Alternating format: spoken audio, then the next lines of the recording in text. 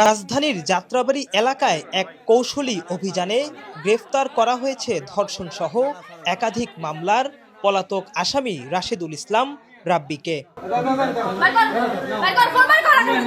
দীর্ঘদিন ধরে আত্মগোপনে থাকা এই আসামির বিরুদ্ধে যাত্রাবাড়ী সহ রাজধানীর বিভিন্ন থানায় নারী ও শিশু নির্যাতন, ধর্ষণ, জিম্মি করে শারীরিক নির্যাতন ও অশালীন ভিডিও ধারণ করে ব্ল্যাকমেইলের অভিযোগ রয়েছে তার বিরুদ্ধে। অভিযোগের প্রেক্ষিতে সে একটা মেয়ের এক লেডির সাথে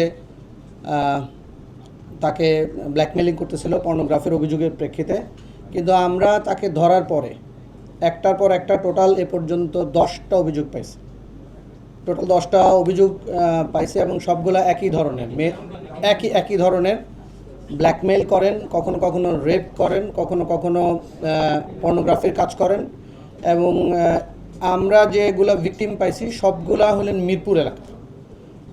এবং এইটার ঘটনার ধরন যদি আপনারা শোনেন তাহলে একটু হবেন।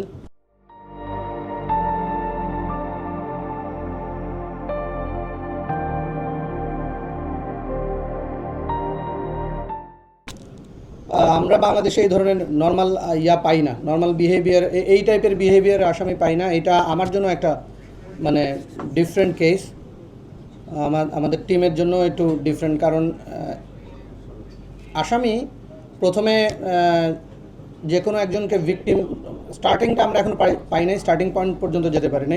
এইটার যে স্টার্টিং পয়েন্ট, সেখানে একজন লেডিকে ব্ল্যাকমেইল করে তার মোবাইল নিয়েছেন, তারপরে তার সোশ্যাল মিডিয়ার যত অ্যাকাউন্ট আছে ওইখানে সে অ্যাক্টিভ হয়ে তার ফ্রেন্ডদের মেয়ে সেজে আস্তে আস্তে আস্তে করে মেসেজ দেওয়া শুরু করেন, ঘনিষ্ঠতা দিয়ে ডাকেন। এবং খুব ডাকেন হলো এরকম দুইটা ঘটনা আমরা এরকম পাইছি যে হ্যাঁ, আমার বয়ফ্রেন্ড কিছু গিফট দিছে, তুমি যদি এসে আমার ফুপুর বাসায় বা চাচার বাসায় পৌঁছে দাও তাহলে ইজি হয় আমার জন্য নেয়া।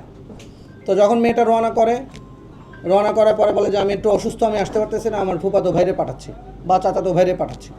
পাঠানোর পরে ওইখান থেকে সে যতগুলো ভিকটিম আমরা পাইছি এগুলো সে ইউজ করছে হলো মেট্রো স্টেশন। পুলিশ জানায়, গোপন সংবাদের ভিত্তিতে জানা যায় পলাতক আসামি যাত্রাবাড়ীর দনিয়া এলাকায় অবস্থান করছে। তাকে গ্রেফতারের জন্য নেওয়া হয় এক ব্যতিক্রমী কৌশল।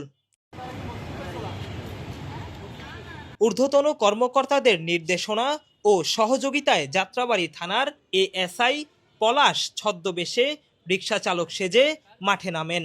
একজন ভিকটিম নারীকে যাত্রী হিসেবে নিয়ে কয়েকদিন ধরে বিভিন্ন এলাকায় ঘুরে নজরদারি চালানো হয়। পুরো অভিযান এমনভাবে ছদ্মবেশে ধারণ করা হয় যে বাইরে থেকে বোঝার কোনো উপায় ছিল না তিনি একজন পুলিশ সদস্য। অবশেষে সুযোগ বুঝে দনিয়া কলেজের সামনে থেকে গ্রেফতার করা হয় রাশেদুল ইসলাম রাব্বিকে। গ্রেফতারের সময় তার কাছ থেকে উদ্ধার করা হয় ভিকটিমদের ব্যবহৃত 5টি স্মার্টফোন। পুলিশের ঊর্ধ্বতন কর্মকর্তারা জানান, অপরাধীদের গ্রেফতারে ভবিষ্যতেও এ ধরনের কৌশলী ও সৃজনশীল অভিযান অব্যাহত থাকবে। আবু আবদুল্লাহ রোহিত, বাংলাদেশ প্রতিদিন, ঢাকা।